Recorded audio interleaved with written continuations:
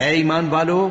دگنا چوگنا سود نہ کھاؤ اور اللہ سے ڈرو تاکہ کامیاب ہو جاؤ، اور دوزخ کی آگ سے بچو جو کافروں کے لیے تیار کی گئی ہے، اور اللہ اور اس کے رسول کی اطاعت کرو تاکہ تم پر رحمت کی جائے، اور اپنے پروردگار کی بخشش اور اس بہشت کی طرف لپکو جس کا عرض آسمان اور زمین کے برابر ہے، اور جو پرہیزگاروں کے لیے تیار کی گئی ہے، جو آسودگی اور تنگی میں اپنا مال اللہ کی راہ میں خرچ کرتے ہیں اور غصے کو روکتے اور لوگوں کے قصور معاف کرتے ہیں، اور اللہ نیکوکاروں کو دوست رکھتا ہے۔ اور وہ کہ جب کوئی کھلا گناہ یا اپنے حق میں کوئی اور برائی کر بیٹھتے ہیں تو اللہ کو یاد کرتے اور اپنے گناہوں کی بخشش مانگتے ہیں،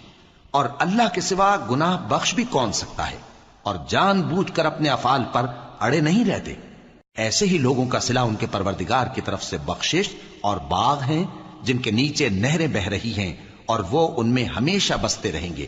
اور اچھے کام کرنے والوں کا بدلہ بہت اچھا ہے۔ تم لوگوں سے پہلے بھی بہت سے واقعات گزر چکے ہیں، تو تم زمین میں سیر کر کے دیکھ لو کہ جھٹلانے والوں کا کیسا انجام ہوا۔ یہ قرآن لوگوں کے لیے صاف پیغام اور اہل تقوی کے لیے ہدایت اور نصیحت ہے، اور بددل نہ ہونا اور نہ غم کرنا۔ اگر تم سچے مومن ہو تو تم ہی غالب رہو گے۔ اگر تمہیں زخم شکست لگا ہے تو ان لوگوں کو بھی ایسا زخم لگ چکا ہے، اور یہ ایام زمانہ ہے کہ ہم ان کو لوگوں میں بدلتے رہتے ہیں، اور اس سے یہ بھی مقصود تھا کہ اللہ ایمان والوں کو جدا کر دے اور تم میں سے بعض کو شہید بنائے، اور اللہ بے انصافوں کو پسند نہیں کرتا۔ اور یہ بھی مقصود تھا کہ اللہ ایمان والوں کو پاک صاف بنا دے اور کافروں کو نابود کر دے۔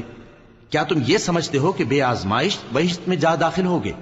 حالانکہ ابھی اللہ نے تم میں سے جہاد کرنے والوں کو تو اچھی طرح معلوم کیا ہی نہیں، اور یہ بھی مقصود ہے کہ وہ ثابت قدم رہنے والوں کو معلوم کرے، اور تم موت شہادت کے آنے سے پہلے اس کی تمنا کیا کرتے تھے، سو تم نے اس کو آنکھوں سے دیکھ لیا۔ اور محمد صلی اللہ علیہ وآلہ وسلم ایک پیغمبر ہی تو ہیں، ان سے پہلے بھی بہت سے پیغمبر ہو گزرے ہیں۔ بھلا اگر یہ مر جائیں یا مارے جائیں تو تم الٹے پاؤں پھر جاؤ گے؟ اور جو الٹے پاؤں پھر جائے گا تو اللہ کا کچھ نقصان نہیں کر سکے گا، اور اللہ شکر گزاروں کو بڑا ثواب دے گا۔